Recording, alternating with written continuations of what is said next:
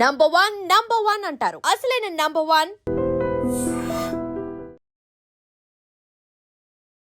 Welcome to నేను ఉదయశ్రీ. బోడుపల్లిలో జరిగిన ఒక ఇన్సిడెంట్ గురించి మనం మాట్లాడుకోబోతూ ఉన్నాము.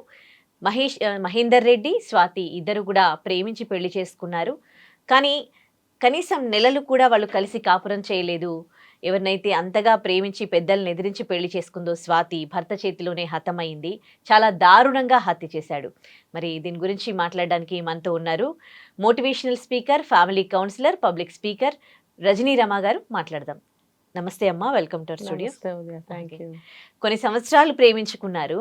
కొన్ని నెలల్లోనే మహేందర్ రెడ్డి అనే అతను కట్టుకున్న భార్యని చాలా అతి కిరాతకంగా హత్య చేశాడు. అప్పటిదాకా ఉన్న ప్రేమ అంత తక్కువ కాలంలోనే అంత అయిష్టంగా ఎలా మారిపోతుంది? ఎట్లా చూస్తారు ఈ ఇన్సిడెంట్ని? ఇప్పుడు మనం ఎక్కడ ఉంటామో ఆ లక్షణాలు మనకు అబ్బుతాయి. ఎవరితో ఉంటున్నామో వాళ్ళ బుద్ధులు మనకు అబ్బుతాయి. దాంతో ఏమవుతుంది, మైండ్ సెట్ మారిపోతుంది. ఇప్పుడు ప్రేమించి పెళ్లి చేసుకున్నారు, కులాంతర వివాహము, వీళ్ళకి పెద్దవాళ్ళకి ఇష్టం లేదు. అంటే ఇక్కడ మనకు తెలిసింది ఏంటంటే అమ్మాయి తల్లిదండ్రులకి ఇష్టం లేదు. వీళ్ళు ఎక్కడో పెళ్లి చేసుకున్నారు.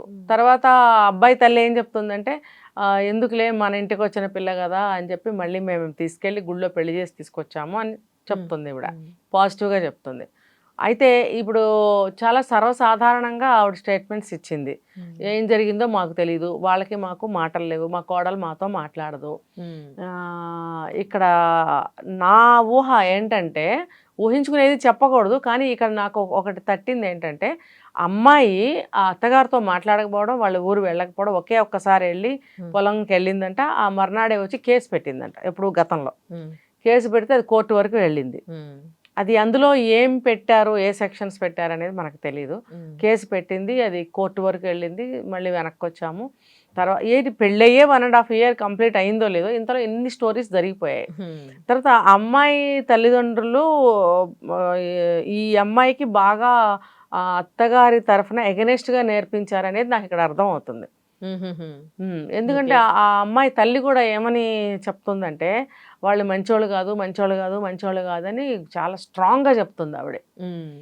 అంత మంచోళ్ళు కారు అని నీకు ముందు నుంచి గట్టి అభిప్రాయం ఉన్నప్పుడు అసలు ఇప్పుడు అంటే నేను ఈ పని చేయమని నేను చెప్పట్లేదు, చేసిన సంఘటనలు నేను చెప్తాను.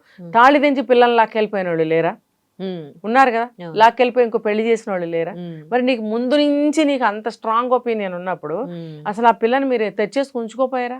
అలా చేయకుండా వదిలిపెట్టి పిల్లకి ఎగనెస్ట్గా చెప్పారా మీరేమన్నా? చెప్పకపోతే మరి ఈ అమ్మాయి అత్తగారింటికి వెళ్ళి ఒకరోజు పొలం దగ్గరికి వెళ్ళి వచ్చి నన్ను నానా హింస పెడుతున్నారని చెప్పి కేసు ఎందుకు పెట్టింది? అక్కడ వీళ్ళ కక్షలు స్టార్ట్ అయినాయి. అబ్వియస్లీ అబ్బాయికి కక్ష పుట్టదా? నా భార్య ఎలా కేసు ఎందుకు పెట్టిందని కోపం కేసు పెట్టిందట. మరి కోపం రాదా? మరి ఫస్ట్ ప్రెగ్నెంట్ ఉన్నప్పుడు అంటే పెళ్ళైన 1 monthకే 2 months ప్రెగ్నెన్సీ వద్దు అని అబార్షన్ చేయించాడు. ఆ తర్వాత ఇప్పుడు చంపినప్పటికీ కూడా 5 months ప్రెగ్నెన్సీ ఆవిడ. అవును. ఇక్కడ ఏమవుతుందంటే కోపం అనేది ఎటు దారి తీస్తుందో తెలియదు. కోపం మీద మనసు పరిపర విధాలు ఆలోచించడము, నోరు ఇష్టం వచ్చినట్టు వాగటం అనేది జరుగుతాయి. ఇక్కడ కూడా ఏంటంటే అప్పుడు కావాలని అబార్షన్ చేయించాడు, ఇప్పుడేమో ప్రెగ్నెన్సీగా ఉన్నప్పుడు చంపేశాడు. మనకి వచ్చిన సమాచారం ప్రకారం ఏంటంటే అనుమానం అనేది కూడా ఉంది అబ్బాయికి. ఇప్పుడు మీరన్నట్టు ప్రేమించి పెళ్లి చేసుకున్నప్పుడు తల్లి చెప్పిన మాటలో, ఇంకొకరు చెప్పిన మాటలో, లేకపోతే అనుమానం, ఇవన్నీ పెట్టుకోవాల్సిన అవసరం ఉందా? నువ్వు ఇంకా ప్రేమించిన దానికి ఇంకా విలువేముంది? ఎవరు చెప్పిన వినరు. ఇప్పుడు ఆ అమ్మాయి గురించి ప్రేమించినప్పుడు అంటే వాళ్ళ కంటితోటే చూస్తారు, వాళ్ళ దృష్టికోణం ఏ ఫీలింగ్, కానీ వెంటనే ఆ ఫీలింగ్ అనేది అట్లా ఎట్లా మారిపోతుంది? మనుషులు సైకలాజికల్ గా అలా ఎలా మారిపోతున్నారు? విషం ఒక చుక్క పడితే మెల్లగా అంతా విషం అయిపోతుంది. అనుమానం కూడా విషంతో సమానం. కొంచెం వచ్చిందంటే అది స్ప్రెడ్ అయిపోతుంది, మనసంతా పాడు చేసేస్తుంది. ఇప్పుడు అక్కడ విన్న కథనాల ప్రకారము తల్లి చెప్పడమేమో మాకు వాళ్ళకి సంబంధం లేదు, మేము వాళ్ళతో అంటే కొడుకు కోడలతో మేము మాట్లాడి కూడా ఇంతకాలం అయిపోయింది, మేము వెళ్ళము, వాళ్ళు రారు, వాళ్ళు ఏమయ్యారో మాకు తెలియదు, మాకు సంబంధం లేదు. ఇప్పుడు వీళ్ళు అడిగారు మరి అబ్బాయికి ఎటువంటి శిక్ష చేయాలంటే, చంపుకుంటారేమో చంపుకోండి, నాకేం సంబంధం లేదు అంటే అక్కడ కొంతమంది ఏమైనా అనుమానం వ్యక్తం చేశారు, ఈవిడ ఎందుకు ఇలా మాట్లాడుతుంది, ఈవిడే చేయించిందా అని అంటున్నారు. కాకపోవచ్చు ఆవిడేంటి ఆ బాధ ఆవిడకే ఉంటుంది కదా, ఇంతంత చేశారు మా మీద, మేము అసలు చచ్చిపోయాడు అనుకుని మేము వదిలేసుకున్నామని చెప్పింది. మేబీ ఇది కరెక్ట్ అవ్వచ్చు. ఇంతంత చేష్టలు చేసిన తర్వాత నాకు కొడుకు మీద కూడా మనసు విరిగిపోతుంది కదా, వీడెళ్ళి ఆ అమ్మాయిని చేసుకోబట్టే కదా మాకు ఇంతంత వచ్చినాయి, కాబట్టి మాకు ఆడితో సంబంధం లేదు అని చెప్తుంది ఆవిడ. మరి ఆ పిల్ల తల్లి ఆ సంబంధాలే లేనప్పుడు వీళ్ళతో ఇంకా వాళ్ళకి వచ్చిన గొడవ ఏముంది, అమ్మాయికి కానీ ఆ అమ్మాయి తల్లిదండ్రులకి కానీ? వాళ్ళు కూడా ఏమి ఇవ్వలేదు కదా, కట్న కానుకలు కూడా ఏమి ఇవ్వలేదు. అలాంటిది ఏమన్నా ఉందా అంటే ఈ అమ్మాయి వెళ్ళి అసలు అక్కడ ఉండనే లేదు, గృహహింస పెట్టే ఛాన్సే లేదు, ఆ కేసు పెట్టే ఛాన్స్. మరి ఎందుకు పెట్టినట్టు ఆవిడ చెప్తుంది, ఒకే ఒక్క రోజు ఉంది మా ఇంట్లో, వెళ్ళి కేసు పెట్టింది ఇంటికి వెళ్ళి అని చెప్తుంది. సరే, ఇవన్నీ కక్షలకి, కోపాలకి, పగలకి దారి తీసాయన్నమాట. అంటే మనం కన్ఫర్మ్గా చెప్పలేము, ఇంకా నడుస్తుంది కాబట్టి కేసు. ఎంత దారుణంగా, సరే నీకు ప్రేమించినవాడివి, నీకు బుద్ధి జ్ఞానం ఉండాలి, ఎవరైనా చెప్తారు వినేస్తావా? చంపినాక ఇప్పటికీ కూడా అతనిలో పశ్చాత్తాపం లేదట. లేదు, ఎందుకంటే ఏమైంది ఆ ప్రేమంతా? అదే కదా, మనసులో అంత తీవ్రంగా పేరుకుపోయి ఉన్నాయి అభిప్రాయాలు గాని, కోపాలు గాని. అప్పుడు ప్రేమ పెరిగిపోయింది, ఇప్పుడు పగ పెరిగిపోయింది. అంటే వాడికి ఏమి తోస్తే అదే కరెక్ట్. ఇప్పుడు చంపి ఇంత క్లాస్గా ఆఫీస్కో కాలేజ్కో వెళ్తున్నట్టు బ్యాగ్ వేసుకుని వెళ్తున్నాడు, సీసీలో కనపడింది.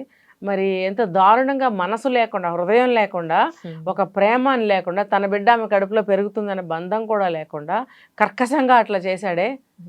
వాడు మూర్ఖురని ముందే తెలుస్తుంది, ఫస్ట్ అబార్షన్ చేయించాడు, తన బిడ్డే కదా.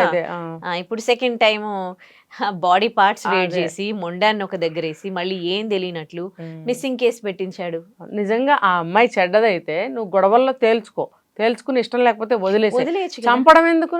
ప్లానింగ్ ప్రకారం ఆల్రెడీ బ్లేడ్ తెచ్చుకున్నాడట. అదే కదా, ఎందుకు చంపుతున్నారా మీరు అని గట్టిగా అరిచి అడగాలనిపిస్తుంది నాకు. మీరు ఎందుకు చంపుతున్నారా? మీరేమన్నా కని పెంచి పోషించారా జీవితకాలం? ఇప్పుడు ప్రేమించా ఉంటున్నారు, ఇప్పుడు పెళ్లి చేసుకుంటున్నారు, రెండో నెలలోనే చంపేస్తున్నారు. ఎవడరా మీరు అందరూ? చంపడానికి మీరు ఎవరు? అసలు ఒక్కోసారి అనిపిస్తుంది ఇలాంటివి జరిగినప్పుడు, దుబాయ్లో ఇతర ముస్లిం కంట్రీస్ లో ఉన్నట్టు లా అండ్ ఆర్డర్స్ ఎలా చంపితే అలా చంపే చట్టాలు తీసుకొస్తే ఇలాంటివి జరగవేమో అనిపిస్తోంది. అందుకనే కదా మన చట్టాలు ఇలాంటివి చేయట్లేదు, వేరే చట్టాలు చేస్తున్నారు. మరి ఎవరిని ఏమని అడగాలి? మనుషులు విజ్ఞతగా ఆలోచించాలి, కాస్త ఏమంటారంటే మానవత్వంగా ప్రవర్తించాలి. పశువుల్లాగా ప్రవర్తిస్తున్నారు. ఏది అడ్డం వస్తే, ఏది వద్దనుకుంటే దాన్ని తీసేయడం, ఏది కావాలి అనుకుంటే అవతలాడు కూలిపోయినా పర్వాలేదు అని కూల్చేసి తెచ్చేసుకోవడం. అంటే ఇది ఒక రాక్షసత్వం, ఒక మృగాల్లాగా బిహేవ్ చేస్తున్నారనమాట. ఇంకా మనుషులకి, మృగాలకి, రాక్షసులకి ఏంటి తేడా? ఏముంది? తేడా లేదు. ఇది ఒకళ్ళని చూసి ఇలా చేస్తున్నారు. వాళ్ళకి ఒక చెల్లి ఉండొచ్చు, చెల్లి లేరు, అక్క లేరు, అమ్మ ఉంటుందిగా, అమ్మమ్మ ఉంటుందిగా, నాయనమ్మ ఉంటుందిగా, మేనత్త ఉంటుందిగా, పిన్ని ఉంటుందిగా, వీళ్ళందరూ ఆడవాళ్ళు కాదు. మరి ఒక అమ్మాయిని ఎందుకు ఇలా చేస్తున్నారు వీళ్ళు? కాదు, ఈ అమ్మాయి కూడా ఇంత ప్రేమించింది కదా, ఇతనిలో ఈ క్రూయల్ మెంటాలిటీ ప్రేమించిన కాలంలో చూడలేకపోతున్నారా అమ్మాయిలు?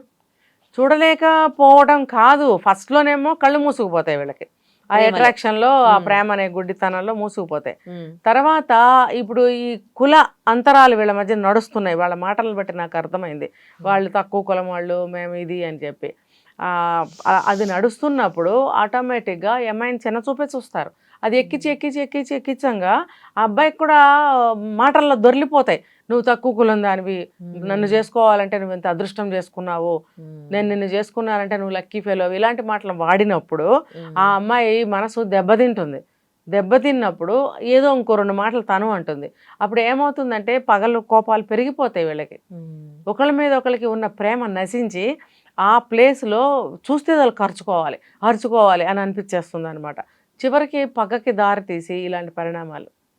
మెచ్యూరిటీ ఎవరికి రావట్లేదు, ఆవేశాలు, కోపాలు ఇవి మాత్రం పెరిగిపోతూ ఉన్నాయి. అందరూ మెచ్యూరిటీగా ఆలోచించాలని కోరుకుందాం. థ్యాంక్ యూ అండి.